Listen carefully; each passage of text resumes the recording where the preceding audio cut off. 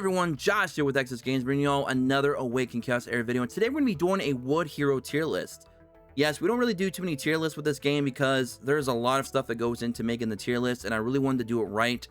But I feel like we've been playing it long enough, and I have plenty of experience in the game, obviously, from playing betas all the way up to this point. So I have a good idea of some, pretty much of what these characters can do and how useful they are within the game. So I'm going to go ahead and make a pretty simple tier list. We're going to be grading them and putting them into 3 different categories. They can either be a peasant, a king, or a god. Those are the 3 tiers that we're going to be using just to try and keep it simple so you guys and gals can follow along. We're also going to be scoring these characters very quickly. So if you miss anything, definitely go ahead and pause the video or come back to it. And I would love to have all of you let me know what your gradings for these characters are in the description below. Again, it'll be peasant tier, which is the bottom. The middle will be, of course, king. And the top will be god tier. Now, we're going to be basing these characters off of how usable they are in the overall scope of the game for various types of content and how well they actually impact your team. Would you use them over other units? And of course, will they help you progress through very difficult content to, of course, increase your account's progression? And this is going to be especially true for free-to-plays and casual spenders because, obviously a whale can go in and do whatever they want to do because they have those resources, whereas the other groups of players do not. So a lot of these things are going to be very vital to this tier list.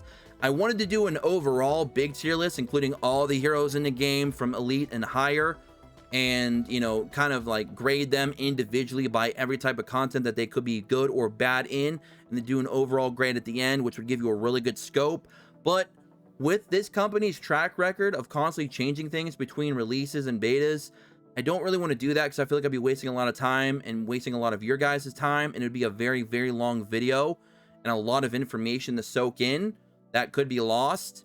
And then it could all just completely be just turned upside down based on what they want to do for global, in compared to soft launch and the betas that they've already done and shown that they like to change things up. So I don't want to do that. So hopefully you guys like this format a little bit better. We're going to be going through every element. Today will be wood. I don't know what day I'm going to start the next one, but it's going to be a little mini series of 5 episodes, 1 for each element. The next one will be fire, then water, and then we'll do light and dark. And again, we're only going to be doing elites or higher. So, there you go. And again, we're going to be doing the 3 categories to put them in to keep it simple. And we're going to be going through these quick. I don't want to spend a lot of time going through each of these individual units. If something really stands out that I want to talk about, I will make a point of it. So keep that in mind. Hopefully you guys like the video. Hopefully it's very informative. Hopefully you guys enjoy my tiers that I put these units in. Of course, not everyone's going to agree. That's fine. Let me know what your tiers are in the description below, because I definitely want to see how well mine match up with all of yours. So we're just going to be quickly going from left to right on these here for wood. So Gubeg, he is king tier. I don't feel that he's going to be useful in a lot of different modes. He's going to be very good in modes like maybe Guild Boss because of him being able to go several times, which could work with the next unit we're going to be talking about, which is Arendelle, for example, or even Intinua or Dulove, especially if you're running William in that team, or even Jacob. There's a lot of different things you can really do there that could really work well in like a counter-attack team, if you will. He's also going to be very powerful in PvP because how fast he is, how many turns that he can take, which can allow you to do a lot of cheese things, especially with the leap ability, the spell, which we've already talked about here on the channel. So yeah, Gubeg, definitely, being a speed demon with a little bit of DPS to boot, definitely going to be king tier. Arendelle, king tier as well. He could potentially have the highest crit stat in the game. Doesn't necessarily mean he's going to have the highest crit damage total, but he's going to definitely have the highest crit stat, because if you build up his crit rate really high, you can put all of his trait into crit damage instead, which is very, very cool. And he's going to attack a lot of times if you're running a counter-attack team. And again, with William in the team, he's going to be very, very powerful. So again, king tier for him as well. Ricard. This might surprise some of you. Ricard, I'm actually going to be putting at god tier. Yes, god tier for Ricard. And the god tier ones, I really want to briefly go into a little bit more than the other ones. So Ricard has damage protection, which is awesome. Goes up to 30% damage reduction. He's based on HP for his damage with his ult, which is nuts because it's true damage, which means it ignores defense completely, which is awesome. And it's 80% of his max health to all enemies. Now, since it's total, it will be distributed equally amongst different enemies. So if there's like 4 enemies, that 80% really becomes like 20 each. That's fine. But if you're fighting like a boss, like in Guild Boss, you can do a ton of damage because they're getting that full 80% going through the defense because it's true damage, and you can get his HP probably up to 25-30k easily because if you're on the full Terra 6-star set, obviously, you know, we're talking end game here, and his health is already a high A grade, pushing almost S. Actually, he's got really strong health, and his defense being so high already too, he's gonna be tanky and hard to kill, so he's gonna be able to utilize that ultimate maybe more than once, even maybe in the PvP. If you have a tanky enough team, especially if you run him with units like Hakron, which increases his HP, running with units that build up his defense, perhaps.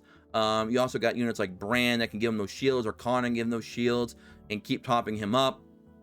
Since it's based on his max health, it doesn't even matter if he's low in health. That AoE nuke is going to do a lot of damage, which can potentially be a single target attack. That's what's really cool about the way his ult works. It can be an AoE or it could be a single target, depending on the situation of however many enemies you have. And it's going to do a ton of damage. Though I really love him. I love his usability. He's going to be good doing, you know, he could be possibly very good in gear dungeons. He could be good in skill up dungeons. He could be good in Guild Boss. He could be good in PvP. He could be good in Tower. He could be good in Trial. He's good everywhere. He's just a solid wood epic. And I really like his kit. I wasn't too sure about his kit, but then I thought about some of the other units you could run with him to make him really, really good and really, really stand out. On top of him being good on his own, God tier. Gajar. Now this may surprise some people. King tier, not God tier. And the reason why is, unlike Ricard, he is not going to be so good by himself. He absolutely has to have the poison team. He needs DeSantis and a Gangello. He needs a Valuk. He needs those other poison units to make his nuke on his ult actually do something very powerful. So Gajar, he is decent, but he cannot go to that next level without those particular units. Like, he needs to have them, no doubt about it. So he is king tier. Daleks, the best farmer in the game. God tier. What can I say? I don't even need to really go into him. A lot of people already know all about why Zatlix is amazing. He can kill an enemy again and again and again until everybody's dead. He is literally he is destruction incarnate. He is Armageddon. He's the nuclear warhead. Okay, he goes in and he's all business, no pleasure. His pleasure is killing things. Zatlix 100% good almost everywhere. Maybe not as much in Guild Boss as I'd like him to be, but pretty much everywhere else he's solid. God tier, easily. Kane, he'll be our first peasant on the list. He does have a defense down, a big one, to 50%. He does have a little bit of damage mitigation for allies as well, but it's just not that much. You're gonna get more from a defense up from a Joseph or a Connor shield or a Brand shield or a plethora of other you know, units, or even like Light Kane, his alternative version that gives you invincibility for an entire round. He's just not good. I love his design. He's a story character, but he's just not good. He needs a big buff in a big way. So yeah, our first peasant, Urzag. Urzag is basically suicidal. He wants to be almost dead to do a bunch of damage, except unlike Dark Nicholas, his kit really isn't designed for that, probably because he could just die. Like, to get the maximum damage output out of Urzag, you have to have the enemy under 50%, or I'm sorry, he's got to be under 50% HP, I believe. No, actually, let me double check just to make sure. I think his ultimate was he is under 50, right? Deals 180% damage to an enemy plus 50% boss or bonus under 50%. I think that's his HP under 50. It would make sense with his kit. Otherwise, it's the other way around. Regardless, he wants to be suicidal because of his trait. For every 1% health lost, this guy gets 1% increase in attack. So if he loses 99% HP and he's down to 1%, he's gonna do 99. He's gonna have 99% increased attack, which is crazy. He's got a lower NA attack grade, but still, with that level of attack increase, that's massive. Especially if the ult's meeting the requirements, either the bosses or either the enemy's under 50 or he's under 50, whatever it actually is. He's gonna do a big nuke with his ultimate, but that also makes him a glass cannon, like a super glass cannon, but not as good as a glass cannon as Dark Nick, because as I said, Dark Nick has death protection. He has a way to get that low and still heal up a little bit and still already have that extra damage in his reserves. He can still use it. It's not a situational thing, whereas Urzag is much more situational. But if you have the right team around him that can kind of completely control the HP mechanic for him, he's going to be amazing. He's going to do a lot of strong single target damage And that's kind of what you want from him, right? So he's a king tier. He's definitely not bad, so he's not a peasant. Yuzago, peasant. I'm not even going to talk about him. Just outright trash. This guy here, Kaluk, garbage. Both those units are peasant. I'm sorry. They need buffs. They need to be a little bit more like Valuk. Okay, he's on the right track here. Our turtle boy rogue. He's not a ninja turtle, so he's automatically a peasant. I'm not just saying that because he's not a ninja turtle, guys. That was a joke, but it's true. He is a peasant. And the reason why is this counterattack mechanic doesn't work like you think. Like, it makes you think that it would just do it all the time. It doesn't. Even though he'll have high HP, that's fine. But some of his abilities are still scaling to attack, and his attack is 668, and it's just not good. Like this one right here, deals 100% damage to 2 enemies. Now that 100% damage is being scaled off the attack. He gets a bonus damage off his max health, which is fine, but the majority of that damage is still going to be coming from attack, and it's so low at C. So it's unfortunate. I do love that he has a self-heal on himself, but outside of that, he's just not worth the investment. He's not worth the resources. There's other units that are going to do his job better or completely just fill a different role that he can't. So he just doesn't really have a place. And it's unfortunate because he looks cool. I like his look. But yeah, our turtle boy just ain't going to make it. He's a peasant. Baluk. King tier. Easily. The guy's got poison mechanics. His passive allows you to spam poisons when a boss, for example, or an enemy does an AoE attack. You have multiple opportunities to spam a whole bunch of poisons. You could run him on a divine set or a curse set and apply even more poisons. He also has an accuracy down in his trait. Every time he gets hit, he counters attacks with an accuracy down, which is great. So he does a lot for the poison team, which is arguably one of the best, if not the best, overall teams in the game for what they can do at endgame level. So Luke is king tier, like just hands down. Dulove paired up with a William is a monster, and that's why Dulove is king tier. He's not bad. He's not a peasant for sure. He's got a little bit lower end on the attack stat, which you guys can see here quickly. It's only a B. It's only 955, but it's only about 60 or 70 away from some of the other stronger elites, so it's not terrible. Plus, he gives himself, let me go back here real quick. Plus, he gives himself the 20%, which is huge, as we've already mentioned with Connor and Joseph. And, you know, kind of how you can play that in, even with like Evelyn. Her trade's slightly different, but still kind of works the same. Those are very powerful because they're being based on all the stats, gear, glyphs, and base attack all together. Very, very strong. But the way his kit is built, which we can briefly see here, he needs to be paired up with William. If you have William, this guy is amazing. And we're slowly building him up on this account here, by the way, because I really want to showcase him at some point in the future. But if you have William, he's amazing. But without William, he's not going to be as amazing, but he's still not going to be peasant. So he's going to be king tier. I'll put him at king. I feel like that's a safe spot. Now, you're probably going to be surprised with Rodira. I actually have some nice things to say about Rodira. You can actually get her HP quite high. She also has one of those stat mechanics in-game. She's going to get plus 20% health. Her B health is actually on the higher side of B, pushing A, which is very good.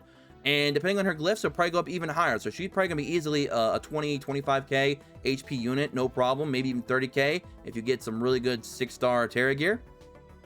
So she's going to have some really high health. And her health, her healing is scaled to health. And she also has a cleanse on her kit. But she also has attack down, which I do love on skill 1s. It's only a 50% chance, but that's still pretty good for an attack down. That can be very, very beneficial to your team.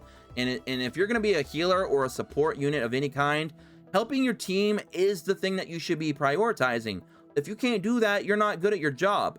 So she does attack down, she has cleanse, and she has heal. She's a support unit, and she does good supporting. What else can I say? She's king tier. Heals a caster and an ally and removes all negative effects from the ally. Healing scales with this character's max health. And as we said, her health can get pretty high if you build her the right way. Heals all team members based on the amount of this character's max health. Applies defense up to the target for 2 turns. So she also makes herself tanky as well, so she can continue to do her healing. And her cooldowns aren't too long. 4 for that, and only 2 for that one.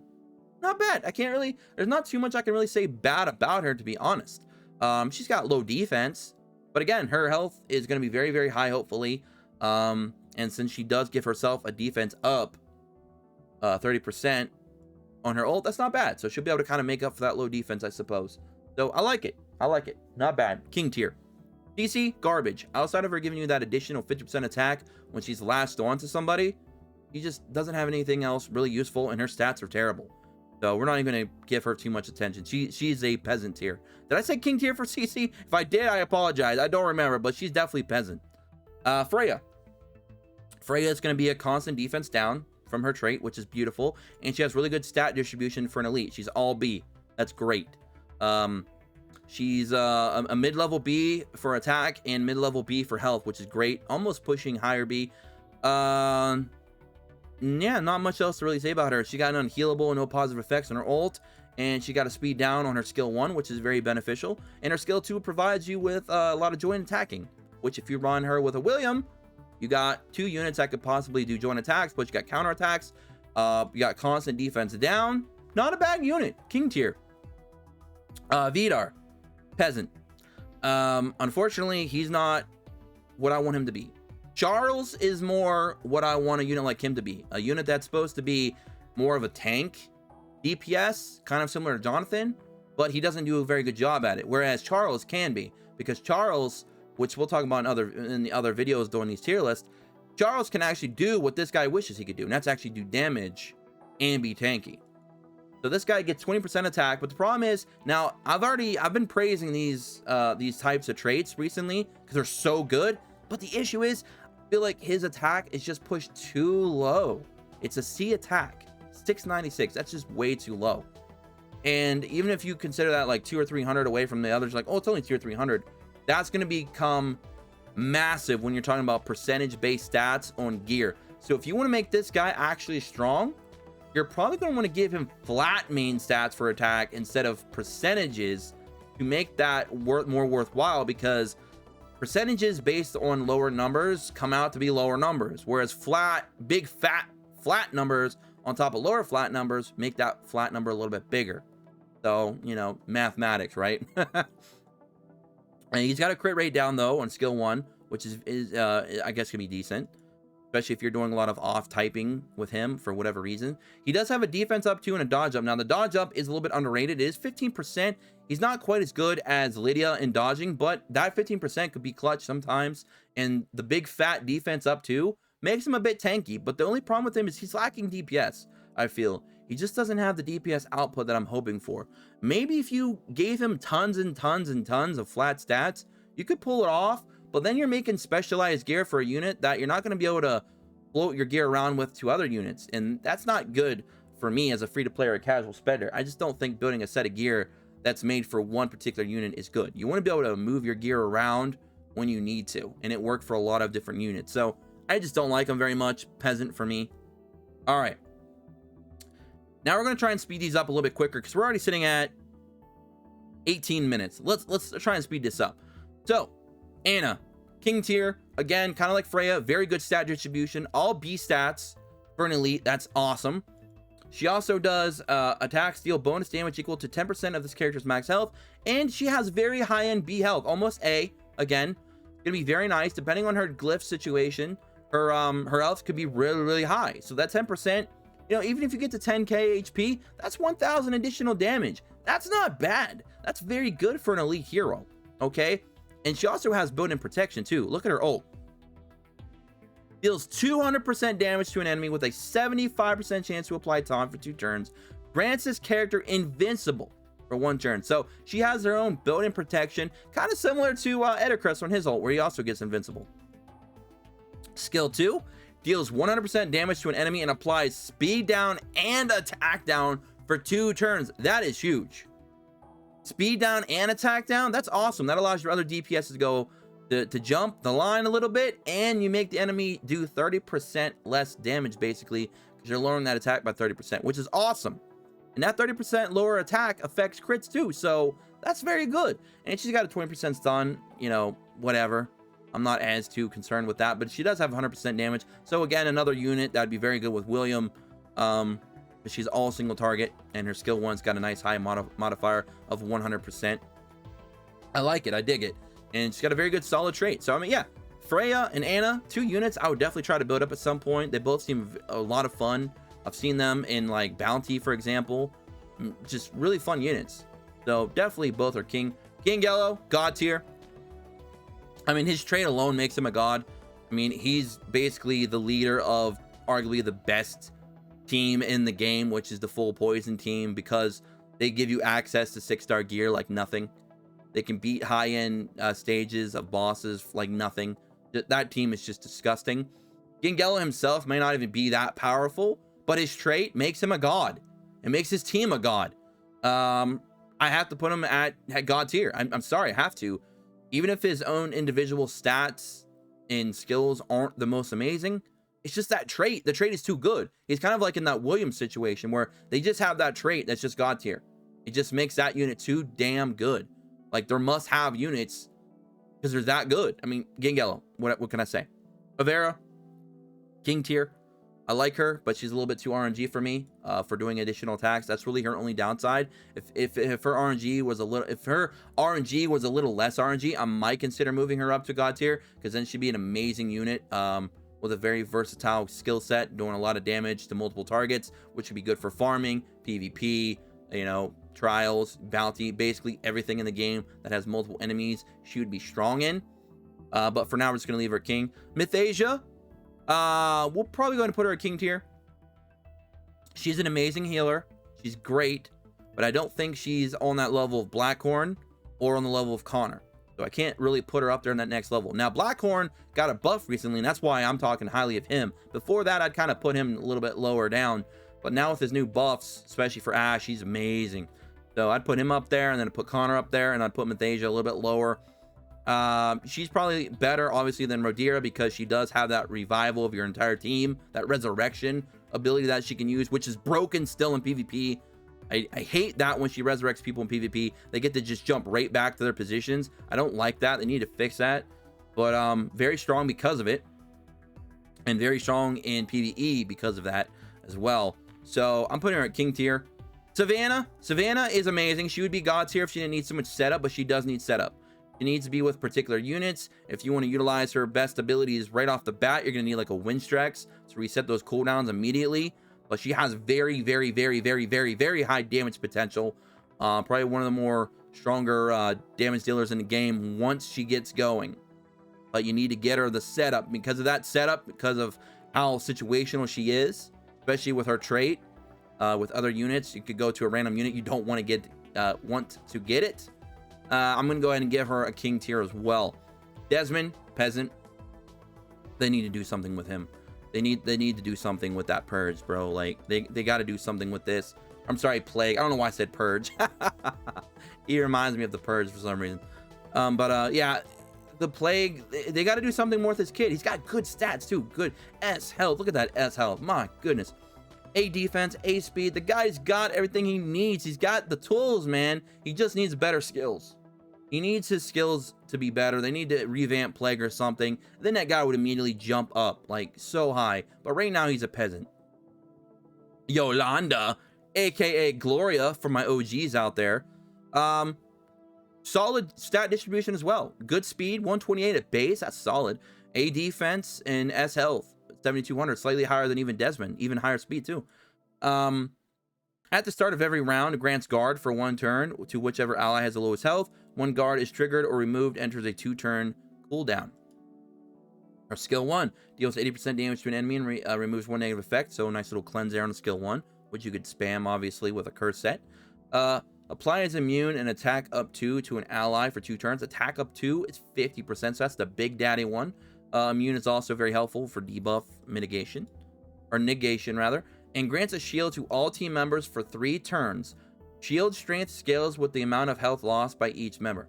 Now, this is why I don't like her very much. Grants a shield to all team members for 3 turns. Shield strength scales with the amount of health lost by each member.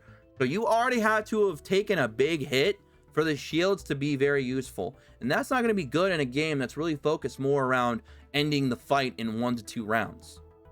It might be good in more long-term fights, like maybe gear dungeons, skill up dungeons,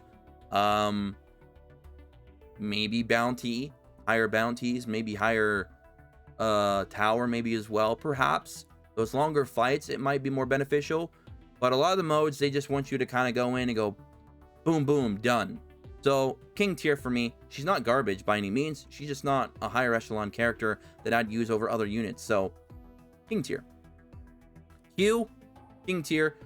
He's got the a little bit of an RNG in his speed down AoE. It's like 70%, 80%, right? Let me see. Let me make sure they didn't change it. Yeah, it's 75% chance. So it's a little bit of RNG. He does attack multiple times as well. Because if enemies are slower than him, he can attack them. That's fine. But he just doesn't output very much damage if you build him for speed.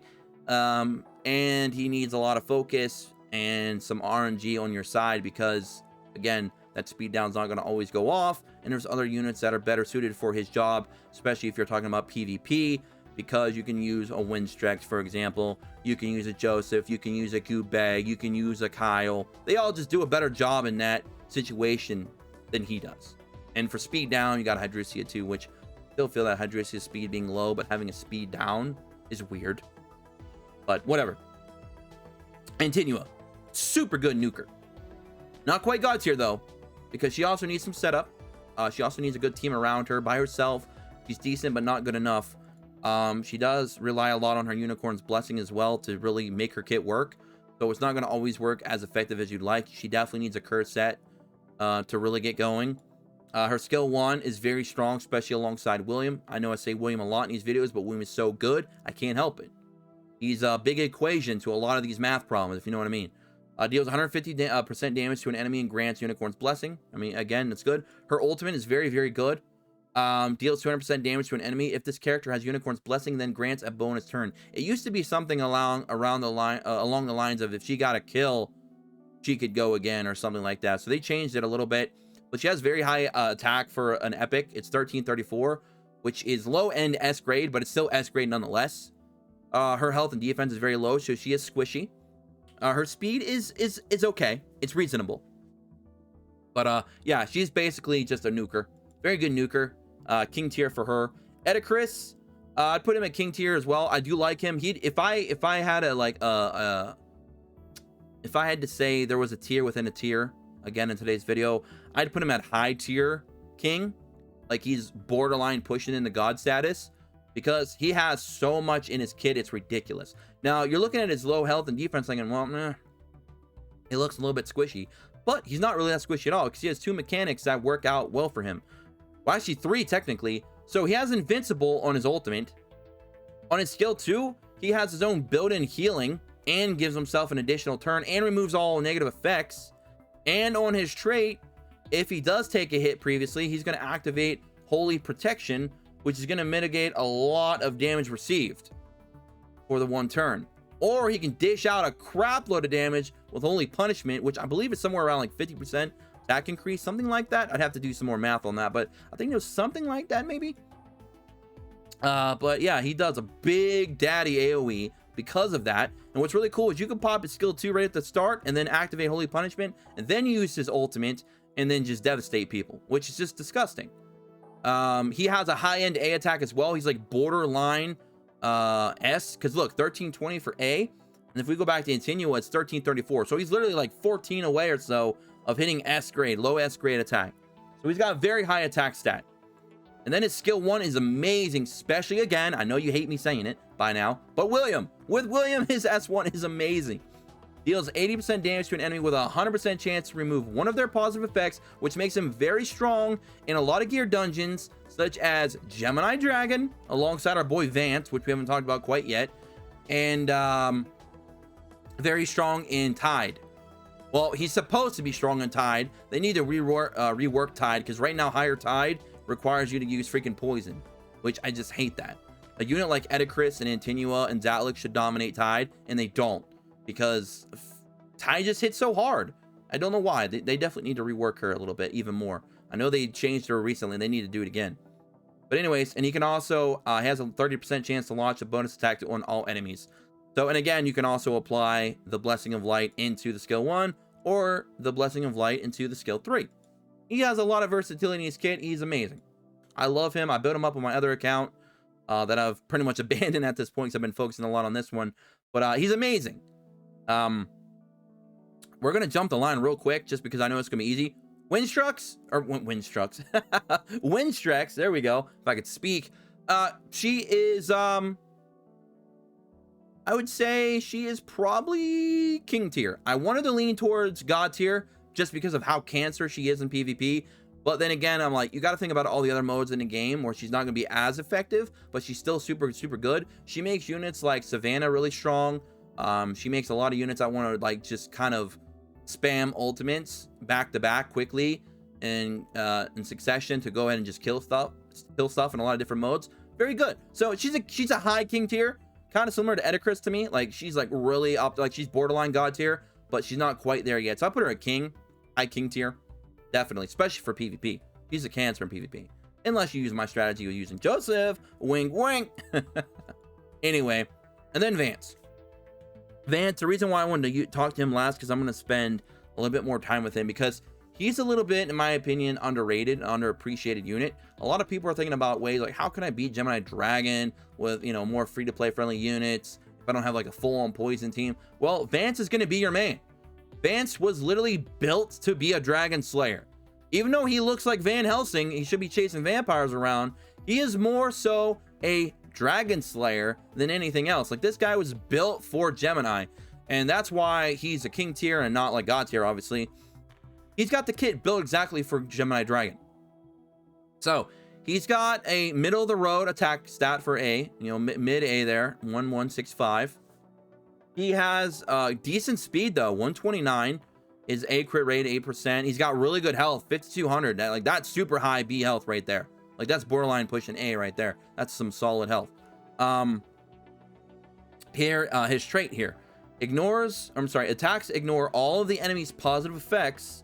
Damage increases by 20% if the enemy has a positive effect. And Gemini Dragon will usually get a lot of those.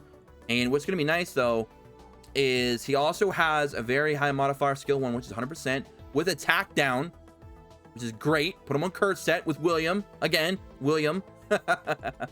William is everything. Deals 100% damage to an enemy and duplicates all of their positive effects onto this character. So this guy just becomes super powerful. He basically just says, oh, you got power-ups? I'm going to use them. I'm going to go ahead and take your power-ups and I'm going to give them to myself. And then his ultimate, which is 200% damage to an enemy, damage increases by 20% for every positive effect on this enemy. It's safe to say, when it comes to fighting bosses who like the buff or steal buffs and put them on themselves, Vance is going to hit them very hard. Because not only does he ignore the positive effects, it also increases the damage per positive effect they have, and then his ult does it even further. So, his ultimate is safe to say it's going to hit very hard. And he also buffs himself up because he, of course, duplicates all their positive effects onto himself. Now, not every positive effect is considered a positive effect, especially when it comes to a gear dungeon. Some of them are like inherent abilities that are like they show up on the screen as a buff, but they're not really considered a buff, if that makes sense. And then, of course, he also has the attack down, which you can keep spamming with curse set. Just a phenomenal unit. He's a really good boss killer, but he's definitely a dragon slayer. So there you guys and gals have it. That is all my my tiers for all of the wood heroes in the game that are at least elite or higher. Hopefully you guys enjoyed today's video. I know it was a long one. We're sitting at, well, it's only been 33 minutes. It's not too bad. I thought it was going to be actually an hour long, to be honest. But I tried to get through it as quick as I can. Sorry if I didn't go into great detail with every single unit. That's what I'd love to do with like a proper full-on tier list. But that would have to be wrote out and then explained.